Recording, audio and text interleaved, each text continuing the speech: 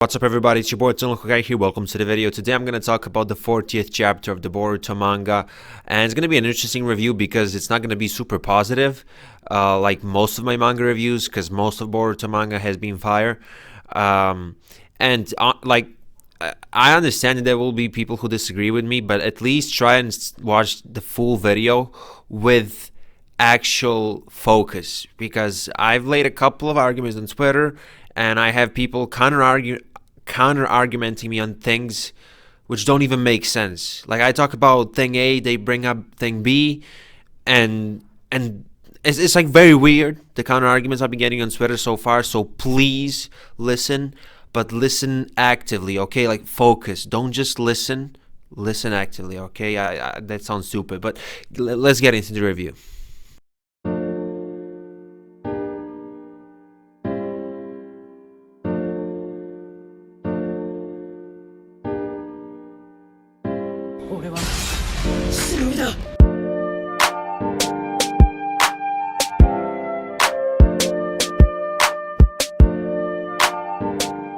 First, I'm going to talk about the negatives because they were the highlight of the chapter, at least for me, the unfortunate highlight. So, first of all, like the first issue personally that I have with the manga overall, this isn't so, like, this issue, and it's not like so unique to this chapter. It's like a large scale problem for me. Of course, I understand if you disagree, and it's the fact that there's like just too many fights. It feels like we had 3,000 fights in the last like 20 chapters or so. And I really think about this because I don't want to just say this and sound ignorant. Like, I was really comparing the Naruto manga to the Boruto manga, and overall thinking about some other action series. Well, when I say action series, I mean series which have action.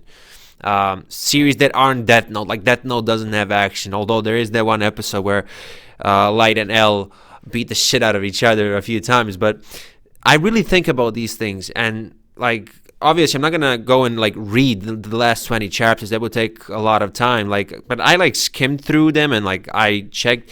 There's just so many fights. Just like I think it started with Ao. I even complained back then we had too many fights with Ao, with Kashi and Koji. Then the Delta Naruto fight kind of felt stretched out to me. Okay, and then instantly we have the Jigen fight. There was like one slice of life chapter or something like that. Then this, I feel like it's just like action. Very little side character development, very little world building, and all these things. At the end of this video, like at the end screen, like the last 20 seconds of the video, I'm gonna have like a 30-minute video where I explain why, in my opinion, and I think this is like an objective fact, the Boruto anime is superior to the Boruto manga. And I'm not gonna reiterate all the points that I made in that video, so I'm gonna have it at the end screen of this video in case you're interested to hear my thoughts. But this chapter just further confirms it. And yeah, overall, as I said, the frequency of the fight is just too many of them. It feels like fight after fight. And, you know, when Kara was introduced, they had all these mysterious, like, members or whatever. And their, like, mystery, the mysterious vibe behind Kara, it's kind of losing its weight because we're getting all these fights so quickly, consecutively. That's how I feel. Also, the fight itself, I felt, was stretched out. I get it. The idea was to have the chapter end with this like cool panel where Team 7 and Kawaki are figuring out this plan, and then it ends. But, you know, if you're gonna spend 40 pages on that, at least make it a little more cool, I guess. Sure, BORO has like unique abilities and all that. Well, I don't want to say unique, like interesting new abilities, unique, whatever. And it looks like he's from the Hidden Mist. Of course, not confirmed, but it looks like that. He has the lava release, which was interesting. But I don't know. You know, I've mentioned how side characters in the Boruto manga at least do almost nothing. Like, the biggest positive of the chapter was that Mitsuki and Sarada did something. Although I do have a massive complaint about Sarada and the fact that the 3 Tomo Sharingan's introduction was introduced in a super underwhelming way. Like, and I know that some of you don't know this, but most of my audience knows this because I did a video on this like over a year ago. I think I did multiple videos, and I sure referenced this fact like over 10 times in total in my BOROtuber career or whatever. But in one of the novels that was released, it was confirmed that Sarada got the 3-tomo Sharingan in the Sasuke Shinden novel. So this wasn't new for me, and it wasn't new for many people. And technically, it's not a reveal chronologically, in terms of like the actual story, but it was the introduction. It was the first time it was shown in the manga, because like the last time we saw her, she had the 1-tomo Sharingan. Now she had the 3-tomo Sharingan. And although this isn't like a huge power up or anything like that, you would still expect at least something less underwhelming. Like, I think it was like page 11 when the Sharingan was introduced, when the 3-tomo Sharingan was introduced. I think there were like 5 panels on the page, and like the first page that shows the Sharingan was like the smallest panel. Like, you would at least expect it to be like at least in top 2 out of 5 panels in terms of size, to like emphasize it more. But no, it was like literally like a skinny panel like this, the smallest. And Tomo upgrades in terms of the Sharingan in the Naruto series were much like bigger. And I understand with the power scaling and everything, and it just went out of roof. Like, it's crazy at this point. So I get it. It's not a huge deal, but it was shocking to me that they introduced the 3-tomo so poorly. And the most common argument that I get to this, well, that's what the anime is for. The anime is for like more detailed stuff. They're gonna show it in the anime. Even Jackson said that. Most of you know who Jackson is. And I'm like, you're just proving my point that the anime is superior. You're basically saying, yeah, the manga executed it poorly, but the anime will do it better. It's like, okay, I agree with that. That's like facts. But that doesn't justify the bad execution in the manga. Yeah. Going back to Sarada and Mitsuki, I'm happy that they're doing something. Even the cover page had them, and I can't wait to see that plan that's going to be introduced in the next chapter. I felt like at the end of the chapter, when like everybody retreated from fighting Boro, it was kind of like out of character for Kawaki to say to Sarada like, "Oh, are you leaving, Lord Seventh?"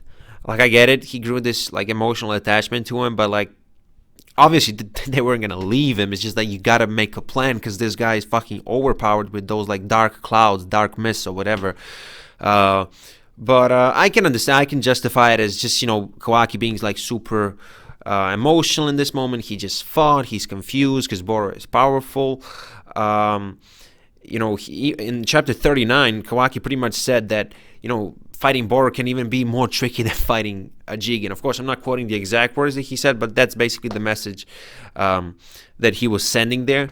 So, I don't know how the fight will go on in the next chapter, but I felt like this chapter in itself, it was good, but not great, and definitely not perfect. And by good, I mean like the lower limit of good. And again, one of the things that people tell me on Twitter is like, it wasn't bad. It's like, I never said it was bad. I did focus on the negatives, again, because most of Boruto's chapters have been fire. My major complaint in general about the manga is, especially like recently, is just like too many fights. Like, too many fights, a lot of repetitive stuff in that sense and all of that. But other than that, the manga has been amazing. And obviously, the anime, which is the full Boruto story, which does world building, which does side characters, which does focus on more things, which does have more dialogue and all these things. And even when one of the manga arcs was adapted into the anime, the versus Momoshiki arc, it was expanded upon, and it was 10 times better than the anime, 10 times more impactful and emotional. I lost my track. I don't know what I was talking about. Yeah, and like all of this, when it gets adapted into the anime, it's going to be even better, even more impactful, because the anime is the full story. But it was just a little too much fighting here. But I understand it's like a monthly series and all of that. But I just can't deal. I just don't understand how people can argue that the manga is superior, because basically what you're saying is, like, not going to use that term because it's going to offend somebody. But basically what you're saying is, not literally, but like you're almost saying I only care about the action. Because what does the manga have that's better than the anime? Is it world building? No. Is it side character development? No. Is it arc variety? No. Is it character interactions? No. Is it foreshadowing? No. Is it fights? No. Is it like, what does the manga have. All these fights that you're seeing now consecutively are going to be adapted into the anime and expanded upon, and they're going to be even better and more impactful. So like, what does the manga have? It does have constant action, that's for sure. The Boruto anime definitely has more slice of life, but I just can't see the argument.